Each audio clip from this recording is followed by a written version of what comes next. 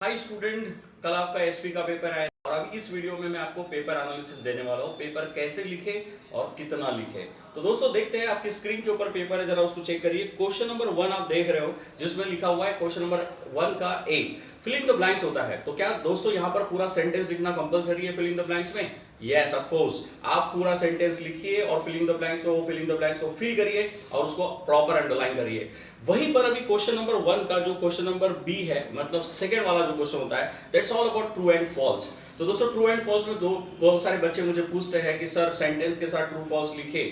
तो I will be saying no, don't write the sentence there, just only write the A true, B false, A true, whatever kind of. तो true false word लिख के answer आपका close करिए। और दोस्तों कोशिश करिए कि आप लोग यहाँ पे एक एक लाइन ड्रॉप करके छोड़कर ही आंसर लिखिए, इट लुक्स बेटर। ओके दोस्तों, सी नंबर का जो क्वेश्चन आप देख रहे हो दैट इज, वो है आपका match the pair. Match the pair जिस तरीके से क्वेश्चन में दिया हुआ है उसी तरीके से आप टेबल ड्राफ्ट करिए और उसकी मैच को प्रॉपर उसी तरीके से पेयर करिए and that will be well and good. इसमें लाइन छोड़ने की कोई जरूरत नहीं होती है, that's you can place it like as it is.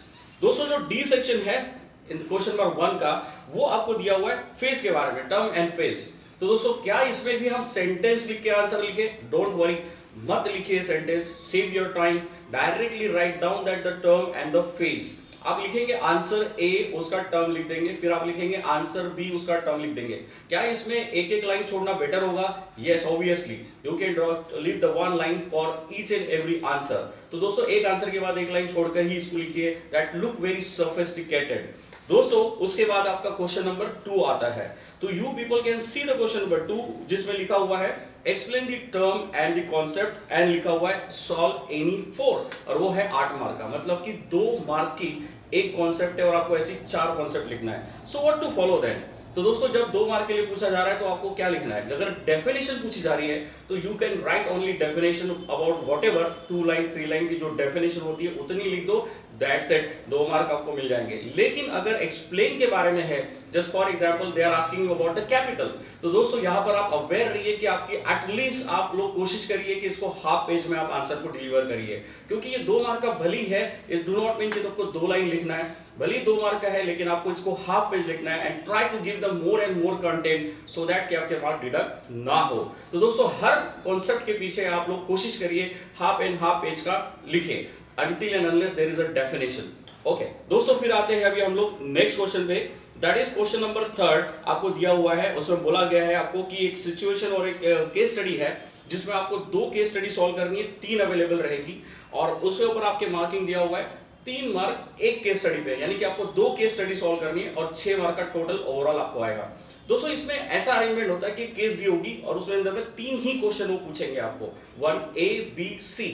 तो दोस्तों आपको 3 क्वेश्चन मतलब 3 मार्क, यानी कि एक क्वेश्चन पे 1 मार्क मिलेगा उस केस स्टडी के अंदर। तो दोस्तों इसकी लेंथ कितनी होनी चाहिए? Obvious 1 line 2 line 3 line max, not more than that. उससे ज्यादा लिखना नहीं और उससे ज्यादा किसको खींचना नहीं। लेकिन एक वर्ड में मत लिखिएगा प्लीज, एक वर्ड में कभी भी आंसर मत दीजिएगा। केस स्टडी में जब क्वेश्चन पूछा जा रहा है तो आपको एटलीस्ट उसमें 3 या 4 लाइन ऐड कर लेनी चाहिए, that will be more better for the answer to score more and the high mark. Okay दोस्तों उसके बाद अभी हमारा नेक्स्ट क्वेश्चन है, दैट इज 4 डिस्टिंग्विश। डिस्टिंग्विश में आप देखेंगे यहाँ पे सॉल्व एनी 3, 12 मार्क का क्वेश्चन है टोटल, मतलब होता है कि 4 मार्क हर एक क्वेश्चन के लिए है। सॉल्व एनी 3, तो दोस्तों डिस्टिंग्विश लिखे कैसे? अब अगर 4 मार्क का एक डिस्टिंग्विश है तो बहुत सारे बच्चे कंफ्यूज हो जाते हैं, बोलते हैं कि सर 4 मार्क के लिए तो 4 point is okay. Yes obviously no doubt कि 4 मार्क के लिए 4 क्वेश्चन 4 पॉइंट ही लिखना चाहिए, लेकिन दोस्तों हमेशा हम लोग बफर लेके चलेंगे, दैट मीन टू से आप 4 पॉइंट की जगह पे कोशिश करिए 6 पॉइंट लिखे। अगर आप 6 पॉइंट नहीं लिख सकते तो कोशिश करिए आप 5 पॉइंट लिखिए, लेकिन अगर आप 4 पॉइंट लिख रहे हो तो समझ लीजिएगा आप रिस्क पे खेल रहे हो। रिस्क ये है कि अगर 4 में से एक भी आपका पॉइंट गलत हो जाता है तो 101% आपके मार्क कट जाएंगे। तो it's better to focus on the distinguish कि आप लोग 6 पॉइंट एटलीस्ट लिखने की कोशिश करिए, keep your buffer points so that कि सामने वाला आपका मार्क ना काटे and you will be getting the out of mark in the distinguish between. Okay दोस्तों उसके बाद हमारे पास अभी नेक्स्ट क्वेश्चन कौन सा है? तो नेक्स्ट क्वेश्चन हम देख रहे हैं क्वेश्चन नंबर 5 जिसमें लिखा है आंसर इन ब्रीफ।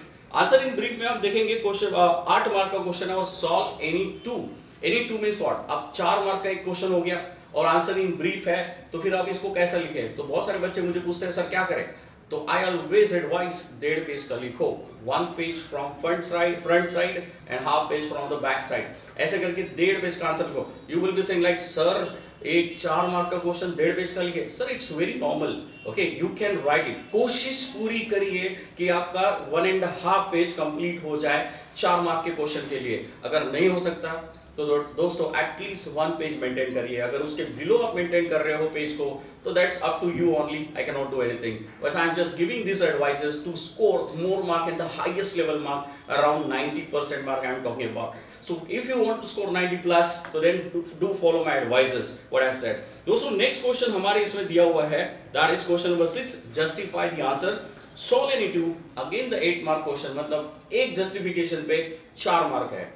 तो दोस्तों अभी जस्टिफिकेशन एक्चुअली होता क्या है? जस्टिफिकेशन मतलब होता है स्टेटमेंट इज राइट, उन्होंने दिया हुआ स्टेटमेंट करेक्ट है, उस करेक्ट स्टेटमेंट को एक्सप्लेन करना है कि ये क्यों करेक्ट है, तो आपको उसके आंसर्स देने पड़ेंगे। तो दोस्तों इसमें कितना आंसर लिखे, I will not advice for 1.5 page now. Justification में आपको प्रॉपर जस्टिफिकेशन देना है। अगर आपका आंसर आधे पेज का भी आता है तो then your answer is also accurate. अगर आप इसको कोशिश करें कि एक पेज तक कैरी करें सो दैट कि उसको कोई ग्राउंड नहीं मिलना चाहिए आपका मार्क काटने के लिए, then you will be more benefiting with this writing कि अगर आप उसको एटलीस्ट एक पेज कवर कर लो। लेकिन अगर बेटा नहीं कर पा रहे हो तो I will B advising you half page, at least half page तो भी मेंटेन करना, शॉर्ट में मत जाना क्योंकि आपको स्कोर करना है। That's it. चलो दोस्तों अभी आते हैं हम लोग क्वेश्चन नंबर 7 के ऊपर में। सॉल्व एनी 2 और 10 मार्क का क्वेश्चन है, मतलब एक क्वेश्चन 5 मार्क का है। दोस्तों ये क्वेश्चन है लेटर का, that is the beauty of the paper.